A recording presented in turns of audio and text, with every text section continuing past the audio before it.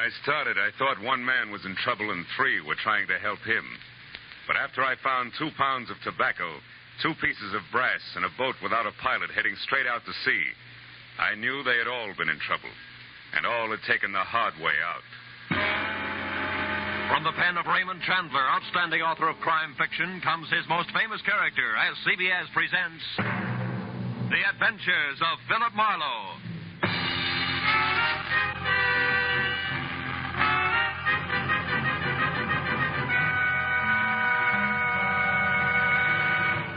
And now, with Gerald Moore, starred as Philip Marlowe, we bring you tonight's exciting story, The Hard Way Out.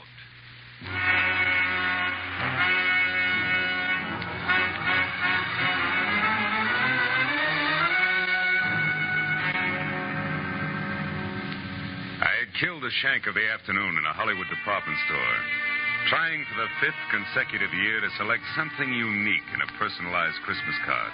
A bright-eyed salesgirl finally suggested in desperation a smoking 38, spelling out Noel in delicate wisps of white curling smoke. Well, I gave up, settled for a reissue of last year's unoriginal message. An hour later, I was driving out towards Sepulveda and my new client, August Quigg, and I was glad to be away from the pre-holiday crowds and back to work. When I pulled up in front of the factory building, an immodest sign told me the man I was to meet inside was president and co-founder of Quigg & Slater, manufacturers of nothing but the best in construction materials. Come in. Be with you in a minute. I'm on the phone. Listen, August Quigg does not change his policy overnight, Slater. Not after 25 years. You should know that, you of all people. Never mind the excuses, Slater. Those you always have, and they make me sick. Partnership trouble, Mr. Quigg? Oh, no, my partner is dead now 10 years. That was his son, Keith Slater. But he has nothing to say here. His father left it that way. Well, sit down, Mr. Marlowe, please. Slater is not what I want to talk to you about. All right, Mr. Quigg, who is the man and what's his problem? My general manager, Frank Emery. No? He has embezzled $60,000 of this company's money in the last year. Then isn't this a great time for you to climb the nearest rooftop and scream copper? No, because I want to save Frank Emery, not condemn him. Why? What's so special about a general manager who keeps dipping itchy fingers into the till? Mr. Marlowe, Frank Emery has worked for me for 7 years. And in that time, he has climbed from shop worker to plant foreman to general manager. And that is something which took me 15 years. Which proves what? That Frank can one day go right to the top. Here, to my job. The honest way. And that is just the path he was on until a year ago when he got married. Oh. Then he started to fill his pockets with company lettuce before he'd even gotten rid of the rice. Is that it? Yes. But don't leap to any conclusions, Mr. Marlowe. Because his wife, Sheila, is a very sweet woman. Everybody knows that. And if anything, she should be a good influence. Mm-hmm. Mr. Quigg, what's Frank Emery's salary? $175 a week. Oh. When'd you last see him? This afternoon, about 2 o'clock. I called him in here. But I didn't say anything about the shortage. We just talked. I asked him if he thought he needed a vacation. He only sulked. He said he'd be all right in a little while. Then he left. But when he got back to his desk, he only stopped there long enough to pick up his hat. That was 3 hours ago. You've called his house since? Twice, but I got no answer. Here's the number, Marlowe, and the address. Mm-hmm. Now we better stop talking, start moving. I must know what Frank Emery plans to do. Yeah, this is my private number. Oh. The plant will close in half an hour, but I'll be here working late. Okay. But before I get going, Mr. Quigg, one more question. Just so all this will make some sense to me. Were you ever in a jam like this yourself? A long time ago, maybe? And you know what it's like to be in Emery's shoes? You're a pretty alert fellow, Mr. Marlowe. I do seem to remember a rich man who once kept me out of a lot of trouble. But the details aren't very clear anymore, so good night and good luck.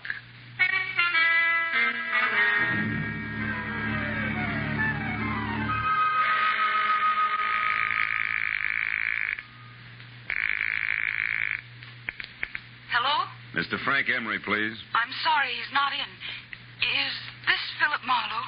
Yeah, that's right. That should make you Sheila Emery, huh? Yes, I just finished speaking to August Quigg at the plant, Mr. Marlowe. He told me about you.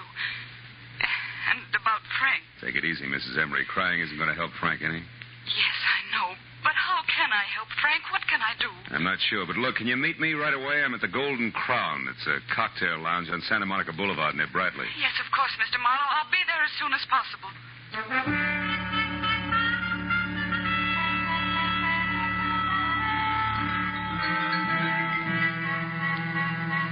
Exactly 34 minutes later, a two-tone, sleek convertible about the size of a Pullman car glided to a stop in front of the Golden Crown. The loveliness behind the wheel was wearing a $100 hand-knit dress that just wouldn't let go. I knew it couldn't be Sheila Emery, but it was. She was a tall, luscious blonde with blue-gray eyes that were set wide apart and a face that any angel would have gladly traded his wings for. Now, 5 minutes later, we were seated inside at a quiet corner booth. But only 2 weeks ago, everything was perfect, Mr. Marlowe. Frank didn't seem to have a care in the world. Mm-hmm. Then all of a sudden, he changed. He became quiet, almost morose. You never suspected that he was stealing from Quig? Of course not. And I still think there's some explanation, something we don't know about. Maybe. But from where I sit, it looks like you two have been keeping up with the Vanderbilts instead of the Joneses. It always danced the bank account. Just what do you mean by that, Mr. Marlowe? Exhibit A, that knit 1 Pearl 2 number you're wearing. What? Exhibit B, that splash of automobile you drove Ip in. But Frank said we could afford those things. I know because I was worried when we bought the boat. Yeah, what boat? The Carefree. It's a 30-foot sailboat. We dock it near our cottage just beyond Santa Monica. Hey, wait a minute. A sailboat, a cottage at the beach, that car? Just how far do you think $175 will stretch these days? What do you mean? Frank makes twice that, plus bonuses. Not unless he has a very fancy paper route on the side. Because 175, period, is the figure that Quig quoted to me an hour ago. Oh, no. No, I can't believe that. Frank wouldn't lie to me that way. Yeah, some guys do funny things when they're too much in love. Oh, now, look, tears take time, honey. How about holding him back long enough to give me some dope that'll put me on Frank's trail, huh? I mean, names and numbers, his clubs, his friends, anything that'll give me a line. Yes, of course. But all that information is in his address book at home. All right. Home's our next stop. Just between us, Sheila. What are the chances that Frank has an extracurricular interest on a back street somewhere? Another woman? Oh, no, I'm sure that's not the way things are. Frank loves me very much. Yeah, I guess so. Believe me, if he doesn't, we're not looking for an embezzler. We're after a maniac. Come on, let's get out of here.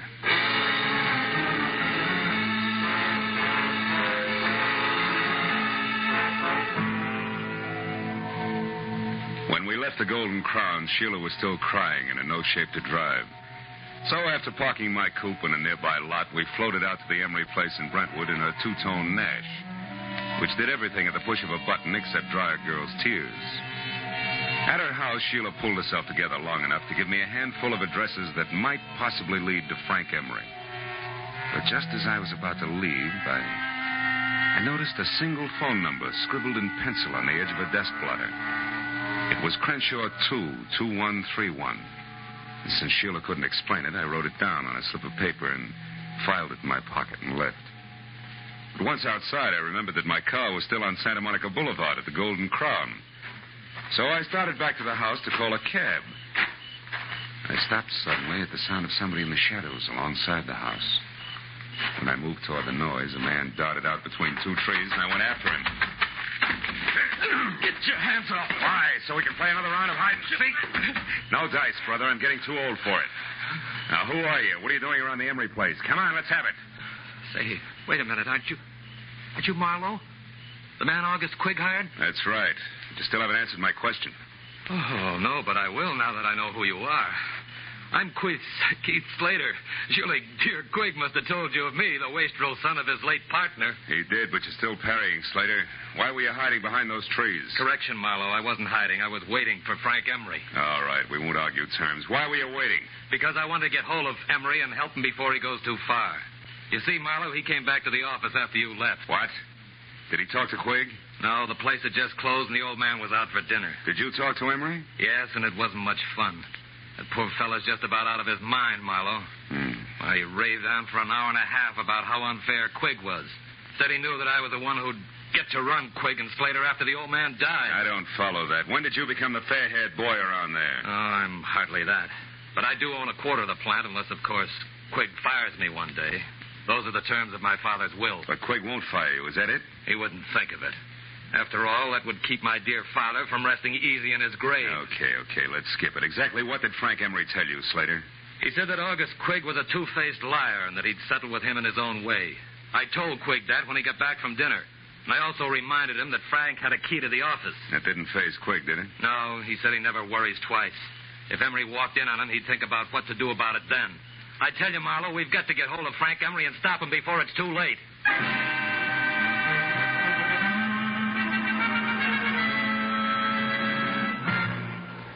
In just a moment, back to the adventures of Philip Marlowe. But first, just 1 hour from now, over most of these same CBS network stations, Eve Arden will be midway through her regular Sunday night role of Our Miss Brooks, America's most charming and most highly unusual school teacher. You've seen Eve Arden make her hilarious way through many a Hollywood movie. Now you can hear her every Sunday night as Our Miss Brooks, just a little later over most of these same CBS network stations. And now, with our star, Gerald Moore, we return to the second act of The Adventures of Philip Marlowe and tonight's story, The Hard Way Out.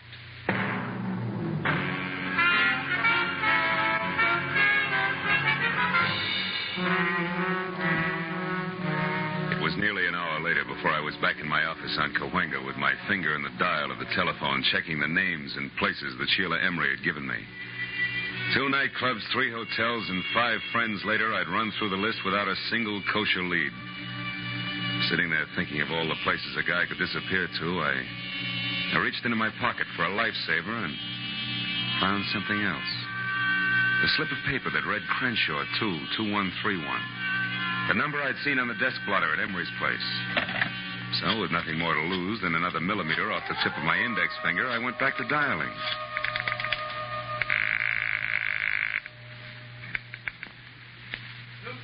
Pipe and tobacco shop, Sam Newton talking. Newton's what? Pipe and tobacco shop, what can I do for you? Not a thing, old-timer. My mistake. Pipe and tobacco shop.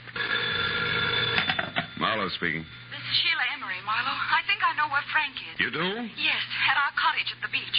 It's closed up, but I was just going through some things in my desk when I discovered that the keys to the place were gone.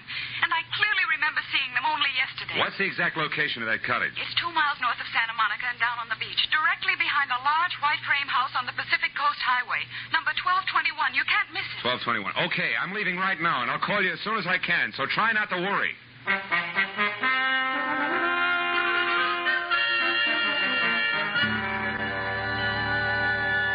Somehow or other, I made it straight out along Sunset to the beach and then north as far as the large white frame house without being tagged for low flying by any of the boys in blue. But when I got down to the cottage on the beach, I found it deserted and boarded up like opening night at an unlicensed peep show in Boston. Except for a couple of stray gulls who probably had insomnia, I was all alone. But the gregarious streak in me didn't suffer very long, because a minute later I had an unannounced visitor. It was a nasty caliber .45 automatic. And the man on the other end who gripped the handle like he knew what he was doing was none other than the general manager of Quigg & Slater, Mr. Frank Emery. Mind telling me who you are and what you want here? Well, the name, which probably doesn't matter, Mr. Emery, is Philip Marlowe. But my business with you is something else. I'm working for your boss, August Quigg, and believe it or not, he wants to help you. That's a lie, Marlowe. Nobody wants to help me, and you know that. This is a smart trick, but it won't work. It can't work. And I'll tell you why. When the police do get to me, Marlowe, they won't find anything but a corpse. Is that clear? Suicide. Don't be a fool. What about your wife? Marlowe, that's why I took the $60,000. So save your breath. And unless you're interested in joining me, do exactly as I say. Now, here. Pick up these keys and open that door. Go on. Now, throw the keys back gently. Please, Emery, listen to me. No. I've listened to too many people already. Now it's my turn to talk. But all I'm going to say is goodbye in my own way. You don't know what you're doing, Emery. Stop a minute. Think. This isn't the time to think, Marlowe. This is the time to act. Now, get in. Emery backed me into the cottage, stepped outside, and pulled the door shut. I waited a moment until I heard his car start. Then I tried the door and knew I was wasting my time. Emery had run a piece of pipe through the handle, and Gargantua himself couldn't have opened it from the inside. It took me 10 minutes to kick enough boards off one of the windows to wiggle out, and another 5 to get to a phone. When I told Sheila that her husband was on her way home in a very desperate frame of mind, she promised to hold him at all costs until I could get there. 20 minutes later, I was in Sheila's house on Bundy Drive. Marlowe, what happened? Where's your husband? I don't know. He hasn't been here. Oh, fine. After you called me, I waited, but he didn't come back. Marlowe, what did you mean when you said Frank was desperate? I'm afraid Frank intends to kill himself. Kill himself? Oh, no, he can't. Now, we still may be able to stop him. When he left the beach house, he was heading someplace to say goodbye. I figured for sure that meant you, but wherever he was going, he didn't want to be followed. He locked me in and... The gun. Holy smoke, where's your phone? Right over there. Oh. Well, what about a gun? Does Frank have one? Yeah, 45. Didn't come here to make his last goodbyes. That only leaves August Quigg. Do you know what you're saying? Come on, answer that phone. No answer on Quigg's private wire. You're accusing Frank of murder. He hates Mr. Quigg, yes, but I know he couldn't kill him. He couldn't. Now, you listen to me. Your husband's cornered, and he's decided to blast his way out of a hopeless situation. I'm going to Quigg's office. If Frank comes back, try to keep him here. But don't try too hard, because it might be dangerous now, even for you.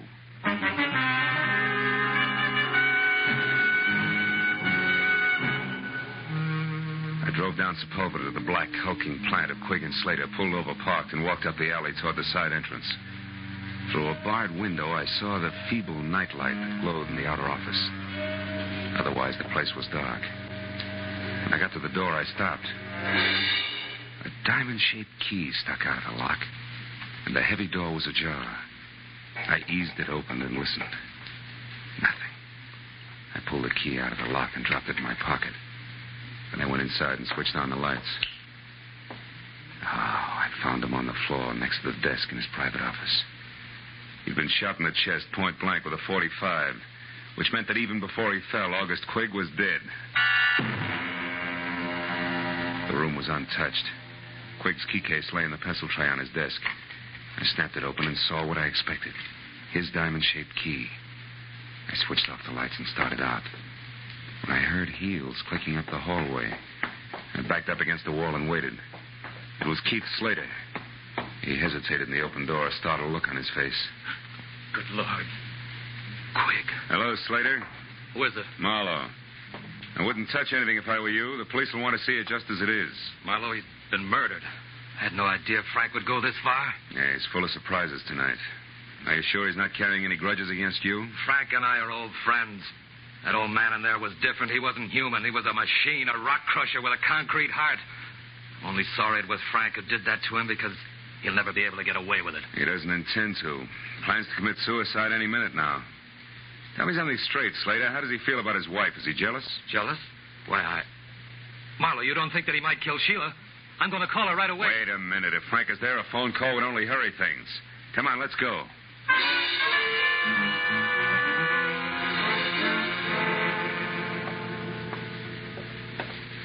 I don't like the looks of this, Marlowe. Neither do I. Sheila? Frank? Anybody home? They're not here, neither one of them. Well, if they are, they're not talking. Oh, you've got a macabre sense of humor. Nobody's laughing, brother.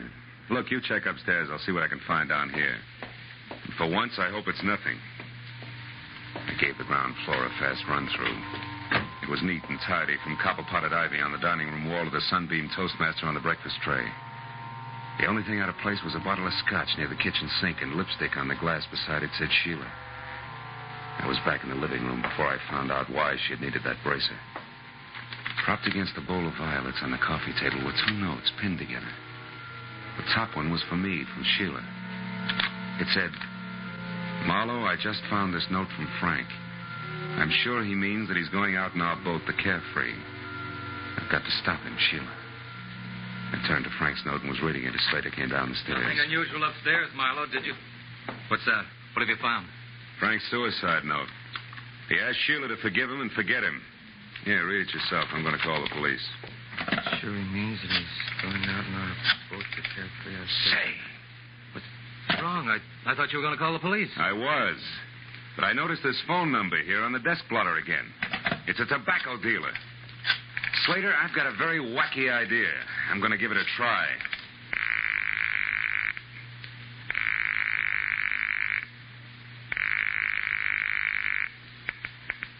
Hello? Newton Tobacco Shop? Yes, but we're closed. It's after midnight, you know. Yeah, I know. This is the police, Mr. Newton. We want some information. Police? What did you want? Take Take it easy. Do you have a customer named Emery, Frank Emery? Yes. He was in late this afternoon. What'd he buy? Tobacco. A special blend I make up for him. I see. How much of it did he get? Oh, my. Let me think now. 2 pounds. Yes, that's right. 2 pounds. I'm sure of it. Man could lay quite a smoke screen with 2 pounds of tobacco, couldn't he? Thanks, Mr. Newton. You've been a big help. What's the matter, Slater? You look troubled. Are you thinking the same thing I am? I don't know what you're thinking, Marlowe. This. Mighty weird for a guy who's planning suicide to go buy himself 2 pounds of tobacco a few hours before he blows his brains out. Put it succinctly, pal, I'm thinking that Frank Emery's suicide's a big fat phony. This is Lieutenant Ibarra. Marlowe, Ibarra. Catching you at this hour is the best break I've had all night. How so? What's up, Marlowe? Guy's been murdered, and his killer, one Frank Emery, is getting away by boat. Can you sell the harbor patrol on running him down for me? It's his own, a sailboat called the Carefree. A 30-footer with an auxiliary motor. He'll be out a ways, off Topanga Canyon. Well, that can be arranged, but where'll I find you? I'll need some particulars. I'm going to his beach place. It's in a little cove 2 miles above Santa Monica. There's a pier and a boathouse a couple of 100 yards beyond. Okay, Marlowe, we'll find it. Now, listen, don't get your feet wet. Wait till we get there.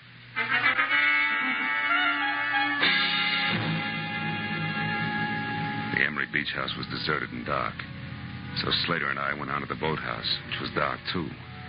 That's where we found Sheila lying on the planks, sobbing out the end of a long, hard cry. Slater ran to her and lifted her to her feet. Oh, Sheila. Sheila, what happened? Where's Frank? Oh, Keith. I was too late. I saw him leave. He waved to me and called goodbye. I begged him to come back, but no, he never will. Don't be too sure of that, honey. Oh, what do you mean, Marlowe? Oh, wait a minute. That boat coming in is probably Ibarra.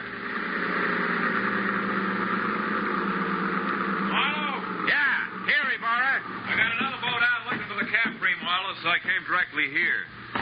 Who's this? Mrs. Emery, Mr. Slater, Lieutenant Ibarra. How do you do? Lieutenant. Well, Marlowe, what's it all about? Well, the embezzler killed his boss, set up a strong case of suicide, and at the moment is pulling a very fast switch. You mean he's not really checking out? How'd you figure? He bought 2 pounds of his favorite pipe tobacco today. What's that? Wait, Sheila. Well, that's interesting, Phil, but suicide's a peculiar people. Okay, but I'll bet you my Sea Scout insignia against a dead jellyfish that he's got a small boat aboard, and that he's going to get off the Carefree and row to shore. How about it, Mrs. Emery? Is there a small boat? There's a rubber life raft in one of the lockers. That'll do it. It's all he needs. Lieutenant Ibarra, Yes, Mooney, what is it? we just got a call on the radio from the other boat. They've spotted the Carefree running without lights southwest about 2.5 miles offshore. He's holding a steady course, but there's nobody at the wheel. In fact, she seems to be abandoned. Well, tell him to stand by, but leave her alone. We'll be right out. Well, Marlowe, we'll know in a minute. Let's go, folks. Get aboard.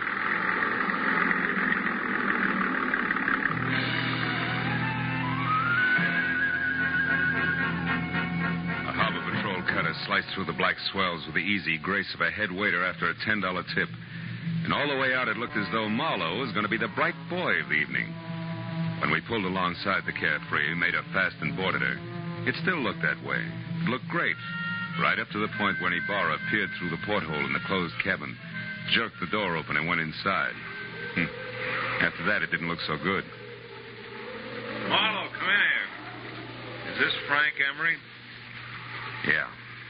Yeah, that's him, Ibarra. He's been shot over the heart from up close with a .45. Undoubtedly the one he still has gripped in his hand there. Lieutenant Ibarra? Is it Frank? Yeah, you better not come in, Mrs. Emery. Your husband has killed himself.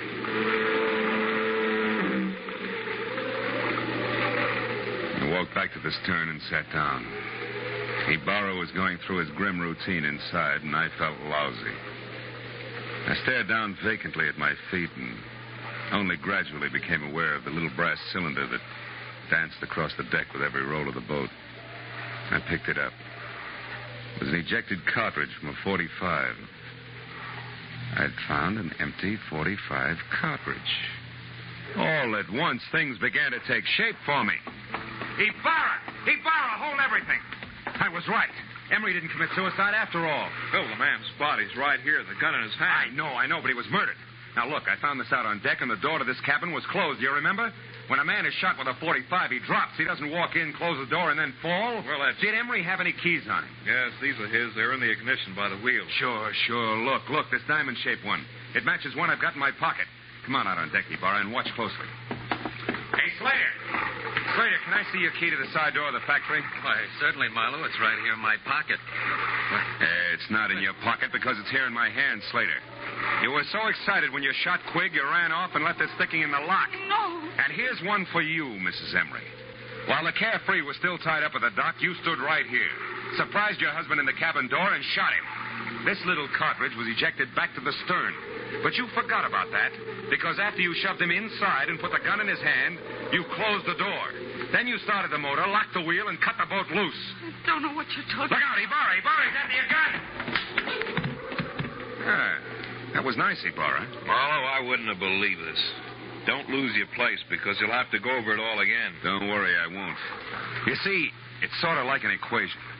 2 pounds of tobacco and 2 pieces of brass added up to 2 bodies and 2 murderers.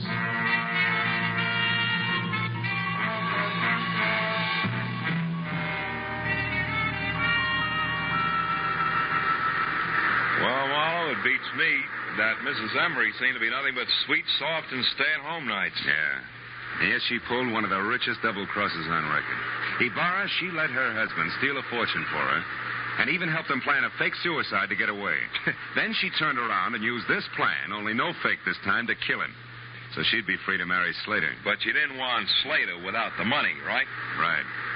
And as long as August Quigg lived, Slater could never be sure of his income. So Slater killed him, and they hung that on Frank Emery, too. Mm-hmm. And they worked a fast routine of pass the detective right through the middle of it all. While Slater killed Quigg, I was with Sheila. Then Slater took me over while she killed Frank. They make a great team in a shell game, Marlowe. Yeah.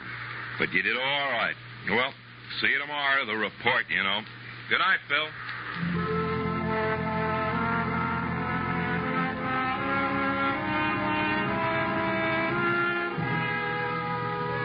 I sat alone on the pier for a long time.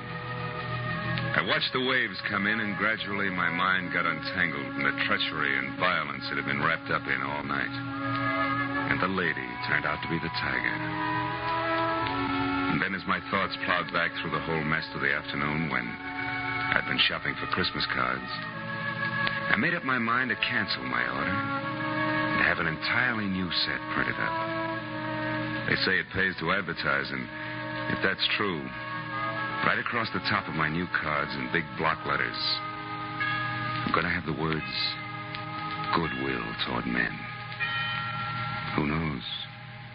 Maybe it'll help. Anyway, I hope so.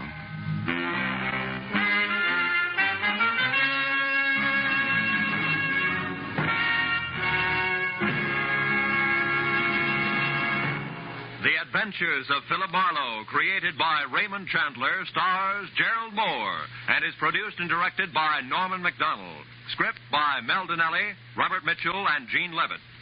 Featured in tonight's cast were Barbara Fuller, Louis Van Rooten, Bill Lally, and Edgar Barrier.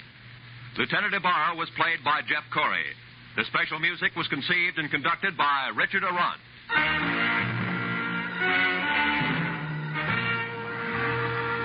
Be sure and be with us again next week when Philip Marlowe says... I walked into it smiling because it had all the corny elements.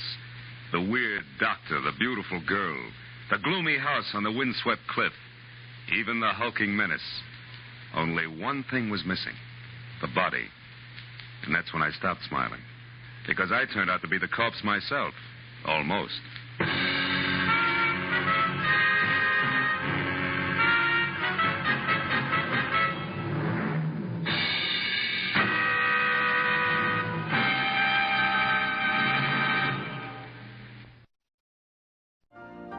You've been listening to the OTR Gold Network.